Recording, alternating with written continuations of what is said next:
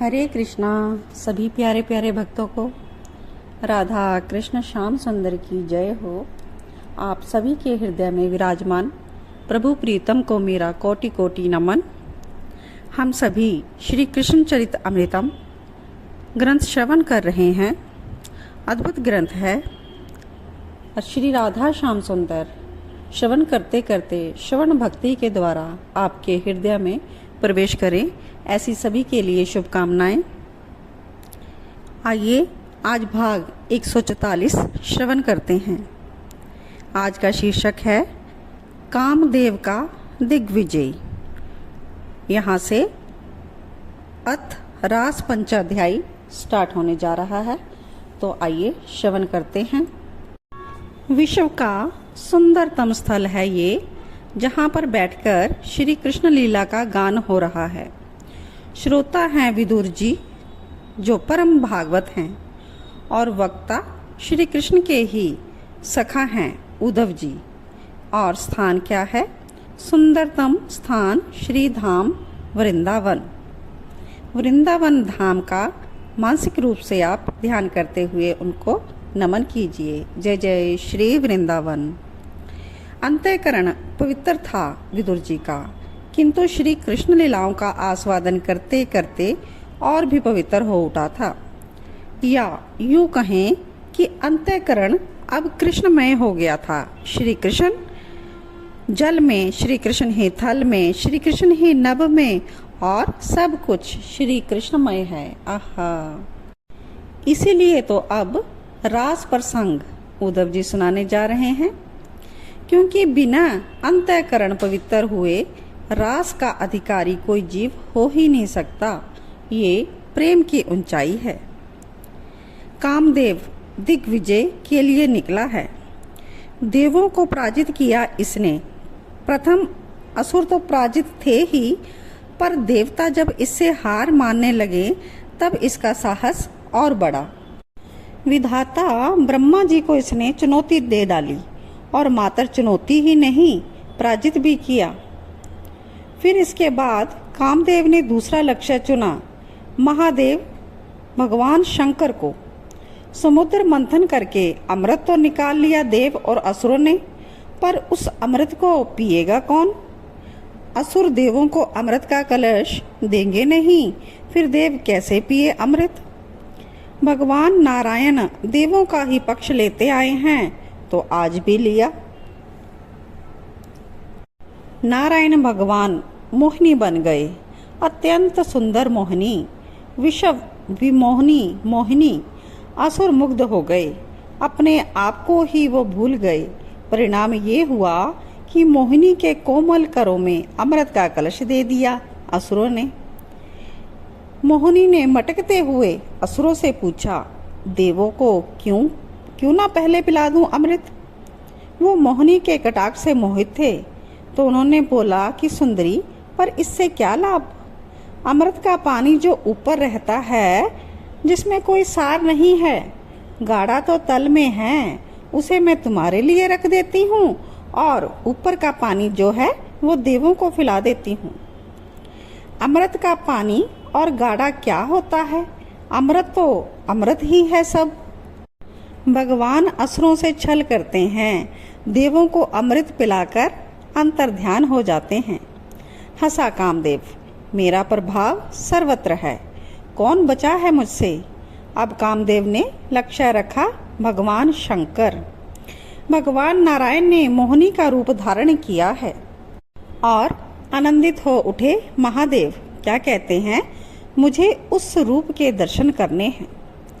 हृदय काश में आकर नारायण भगवान ने कहा, हे आशुतोष, वो रूप तो मेरा आसुरों को मोहित करने के लिए था, आपके लिए वो रूप नहीं है। पर रूप तो आपका ही है ना, भगवान शंकर बोले। भगवान नारायण बोले, ठीक है, अगर आप उस रूप को देखना ही चाहते हैं तो आज सायंकाल की बेला है, पार्वती जी भी साथ में हैं, गणपति जी भी साथ में हैं। तभी सामने देखा एक अत्यंत सुंदर कंदुक खेलती हुई आ रही है एक सुंदरी। खेलते खेलते कंदुक भगवान शंकर के पास चला जाता है। कंदुक कहते हैं एक गेंद को जो कि बहुत से कपड़ों को लपेटकर, गोल गोल लपेटकर उसकी बनाई जाती है, उसको कंदुक बोलते हैं। या फिर फ्लावर्स की भी होती है, उसको भी लपेटकर, यानी कि कोई सामान अच्छे तरह से एक के ऊपर एक लपेटकर कंदुक, वो गेंद।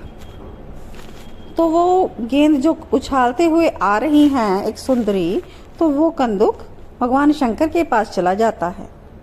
भगवान शंकर ने देखा इतनी सुंदर वो गेंद लेकर गई, और महादेव क्या किया, उनके पीछे पीछे चल पड़े। तब कामदेव अट्ठास कर हटा, यानी कि जोर से हंसने लगा। भागी वो सुंदरी।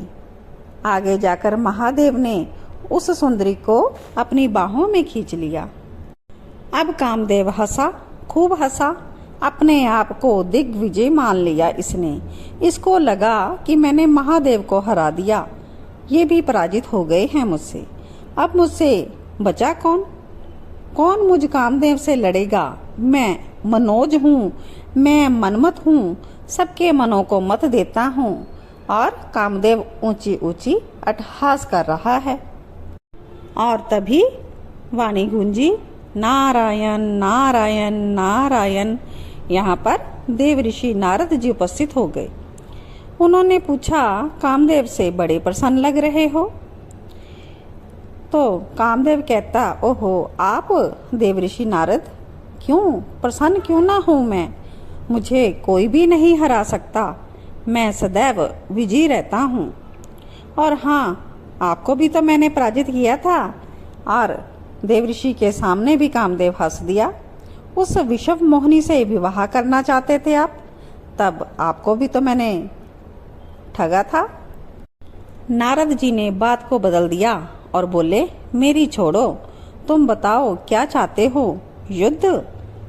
पर मुझसे लड़ेगा कौन? देवऋषि ने कहा, भगवान श्री राघवेंद्र के सामने तुम्हारी दाल नहीं गली।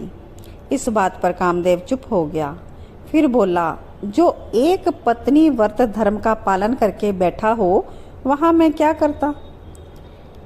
पर महादेव ने तुम्हें भस्म कर दिया था, ये घटना क्यों भूल जाते हो? तब कामदेव फिर इधर उधर झांकने लगा। तो कहता है कि वो सारी बातें छोड़िए देव ऋषि, तो कोई ऐसा बताए जो मेरे साथ युद्ध करने वाला वीर हो। कामदेव बोला कि बहुत दिन हो गए, कोई वीर नहीं मिला। देव ऋषि ने आंखें मटकाते हुए कहा, तो फिर गोलोक चले जाओ। कामदेव चौंका, गोलोक? हाँ हाँ, गोलोक धाम, वृंदावन बिहारी लाल के पास जाओ, वहां पर वो गोलोक है जो वो वैकुंठ से ऊपर है। कामदेव ने पूछा। हाँ हाँ, वही जाओ कामदेव, वहां जाओ और वृंदावन बिहारी से लड़ो। देव ऋषि इतना बोले और उनका काम हो गया और वो वहां से चल दिए। कामदेव कुछ देर के लिए सोचता रहा, फिर उसने गोलोक जाने की सोच ही ली और मन में कहता है, चलो वृंदावन बिहारी से ही दो दो हाथ हो जाए। कामदेव चल पड़ा गोलोक धाम की ओर। हाथ में धनुष था, उसके पुष्पों के 5 बाण उसके तरकश में, और अहंकार से भरा हुआ कामदेव आज वृंदावन बिहारी को चुनौती देने के लिए जा रहा था। उद्धव बोले, देखिए तो भला कैसे ये इसके मन में बात आ गई। तो आगे का एपिसोड हम इसके आगे श्रवण करेंगे। आज का एपिसोड नहीं तो लेंथी हो जाएगा, तो इसी प्रकार आप श्रवण करते रहें। श्री कृष्ण चरित्र अमृतम, अद्भुत ग्रंथ, श्री कृष्ण की लीलाओं से भरपूर। जय जय श्री राधे, जय जय श्री राधा श्याम सुंदर की जय हो।